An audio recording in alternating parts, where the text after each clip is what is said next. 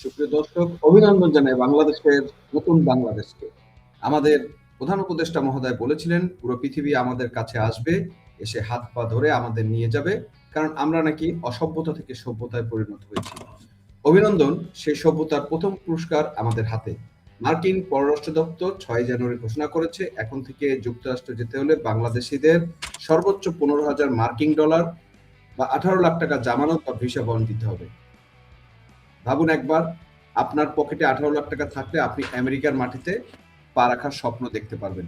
আগামী 21 জানুয়ারি থেকে এই নিয়ম কার্যকর হচ্ছে। ট্রাম্প প্রশাসনের এই জুতাপিটা কি আমাদের তথাকথিত বিপ্লবীদের গালে বা সরকারের গালে সরাসরি থাপ্পড় নয়? আজ আমরা তথ্য প্রমাণ করে দেখিয়ে দেব কেন আমেরিকা বাংলাদেশকে উচ্চ ঝুঁকিপূর্ণ তালিকায় ফেলল।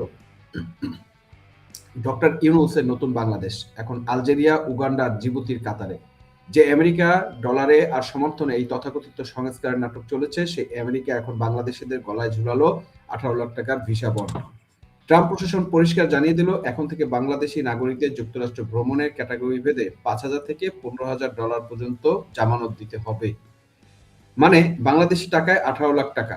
আগে ভিসা ছিল ফ্রি, এখন দিতে হবে নিরাপত্তা জামানত। বিষয়টা একটু বুঝিয়ে বলি। স্টেট ডিপার্টমেন্ট বলেছে সব জায়গায় যোগ্যতা থাকলেও কনসুলার অফিসের চাহিদা থাকলে বা অফিসার চাইলে আপনার উপর এই বন্ড চাপিয়ে দিতে পারবেন।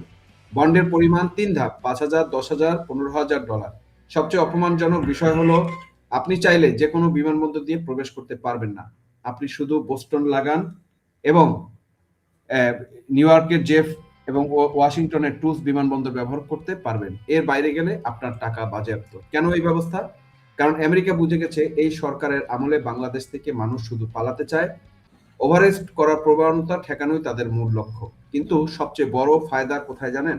যদি কেউ যুক্তরাষ্ট্র গিয়ে রাজনৈতিক আশ্রয় বা অ্যাসাইলামের আবেদন করে, তবে তার 18 লাখ টাকা সরকার বাজেয়াপ্ত করবে। অর্থাৎ যারা দেশে তথাকথিত বিপ্লব করে এখন নিরাপদ আশ্রয়ের খোঁজে আমেরিকা যেতে চাচ্ছেন, তাদের পকেট কাটার বন্দোবস্ত করে ফেলেছেন ট্রাম্প সাহেব। আমাদের স্যারকে আজীবন ক্ষমতায় না দেখার আফসোস হয়তো অনেকেরই থেকে যাবে, কিন্তু তার শাসনের মাত্র কয়েক মাসে বাংলাদেশ, আলজেরিয়া, কিউবা, নেপাল, ভুটানের কাতারে গিয়ে দাঁড়িয়েছে। ট্রাম্প প্রশাসনের সিদ্ধান্ত পরিষ্কার হয়ে গিয়েছে ইউনূস সরকারের উপর তাদের বিন্দুমাত্র আস্থা নেই। 6 জানুয়ারি পররাষ্ট্র দপ্তর একটি তালিকা প্রকাশ করেছে। আগামী 21 জানুয়ারি থেকে বাংলাদেশের জন্য নতুন নিয়ম কার্যকর হবে। নিয়মটা কি?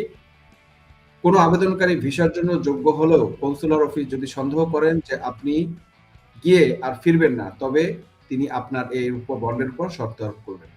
এর লক্ষ্য হলো ওভারেস্ট কমানো। অর্থাৎ আমেরিকা মনে করছে বাংলাদেশিরা এখন দেশ ছেড়ে পালানোর জন্য মরিয়া। কেন পালাতে চাচ্ছে মানুষ? যদি দেশে এতই সভ্য হয়ে থাকে, তবে কেন সবাই আমেরিকায় গিয়ে রাজনৈতিক আশ্রয় বা অ্যাসাইলাম খুঁজছে? যে 38টি দেশের তালিকা আমাদের নাম ঢুকলো, এটি আমাদের জন্য একটি জাতীয় লজ্জা। আলজেরিয়া, কিউবা, নেপাল আর ভুটানের মতো দেশগুলোর পাশে এখন বাংলাদেশের নাম। এটি কি তবে সে ইউনূস সরকারের, এই পাপেটিটি সরকারের কূটনীতিক সাফল্য?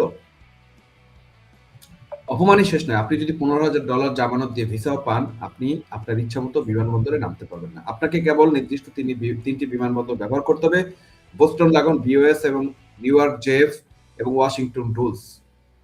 এই 3টি বিমানবন্দর ছাড়া অন্য কোনো পথে ঢুকলে বা বের হলে আপনার 18 লাখ টাকা বাজেয়াপ্ত করা হবে। এটি কি স্বাধীন ভ্রমণ নাকি এক প্রকার ট্যাগিং করা অপরাধীর মতো চলাচল? কোনটা? আমেরিকা পরিষ্কার বুঝতে পারছে যে বাংলাদেশ বর্তমানে স্থিতিশীল পরিস্থিতিতে মানুষের যে কোনো উপায়ে দেশ ছাড়তে চায়। তাই তারা এক আর্থিক দেয়াল তুলে দিয়েছে। আমেরিকানরা এই জামানত নেবে পেগো অনলাইন প্ল্যাটফর্মের মাধ্যমে। আপনি যদি সময় মতো ফিরে আসেন, তবে টাকা ফেরত পাবেন। যদি সেখানে গিয়ে রাজনৈতিক আশ্রয় বা স্ট্যাটাস পরিবর্তন আবেদন করেন, তবে আপনার সেই $15,000 ট্রেজারিতে বাজেয়াপ্ত করা হবে। এর মানে হলো যারা অ্যাসাইলাম নিয়ে আমেরিকায় থিতু হতে চান, তাদের জন্য এখন প্রবেশ মূল্য 18 লাখ টাকা। এটি মধ্যবিত্ত বাংলাদেশের জন্য বিশাল ধাক্কা। পর্যটন, ব্যবসা, জরুরি প্রয়োজনে যাবেন, তার উপর এই অতিরিক্ত চাপ ডক্টর ইউনূসের তথাকথিত কূটনীতিক সংস্কারের ফানুস ফুটো করে দিয়েছে বলে জনগণ মনে করছে। আমাদের চারপাশে মানুষ আছেন যারা বলতেন স্যারকে আজীবন ক্ষমতায় দেখতে চাই, আর আফসোস রয়ে গেল স্যার ক্ষমতায় থাকলে দেশটা ভিখারির তালিকায় ঢুকে গেল। ট্রাম্প প্রশাসনের ক্ষমতায় এসে বুঝে ফেলেছে এই ইউনূসের অস্থিতিশীল বাংলাদেশে আসলে অভিবাসীদের কারখানা পরিণত হয়েছে। আগে মানুষ বলতো বাংলাদেশ সিঙ্গাপুর হবে, এখন আমরা জিবুতি, উগান্ডার কাতারে ভিসা বন্ধ দিচ্ছি।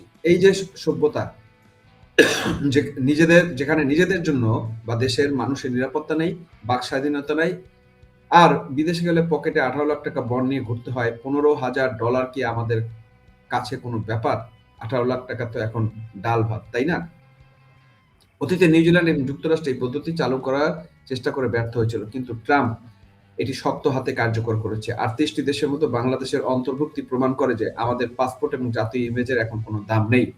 ইউনুস বিশ্বজুড়ে যে লবিং করছে তা আসলে নিজের গদি রক্ষা করার জন্য, সাধারণ মানুষের সুবিধা বা পাসপোর্ট মর্যাদা রক্ষার জন্য নয়। B1 B2 ভিসার ক্ষেত্রে এই কড়াকড়ি আসলে সাধারণ পর্যটক এবং ব্যবসায়ীদের জন্য আমেরিকার দরজা এক প্রকার বন্ধ করে দেওয়া।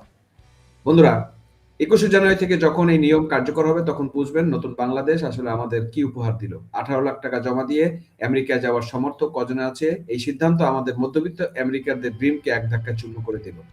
ডক্টর ইউনূস আর আসিফ নজরুল্লাহ যখন ক্ষমতায় বসে মেধার বড়াই করেন, তখন ট্রাম্পের এই চপেটাঘাত তাদের কানের নিচে কি পৌঁছায়? এটি কেবল একটি আর্থিক বাধ্যবাধকতা নয়, এটি একটি রাষ্ট্রের উপর আন্তর্জাতিক অনাস্থার দলিল। আপনার কি মনে হয় ভিসা বন্ড কি আমাদের জন্য লজ্জার নয়? কেন আমেরিকা আমাদের উপর এই শর্ত আরোপ করলো? কমেন্ট করে আপনার মতামত জানান, ভিডিওটি শেয়ার করুন যাতে সবাই জানতে পারে, এবং এই রেজিমের, এই পাপেট ইউনূস রেজিমের কূটনীতিক ব্যর্থতার মাসুল আমাদের কিভাবে দিতে হচ্ছে সেটা যদি মানুষ জানে।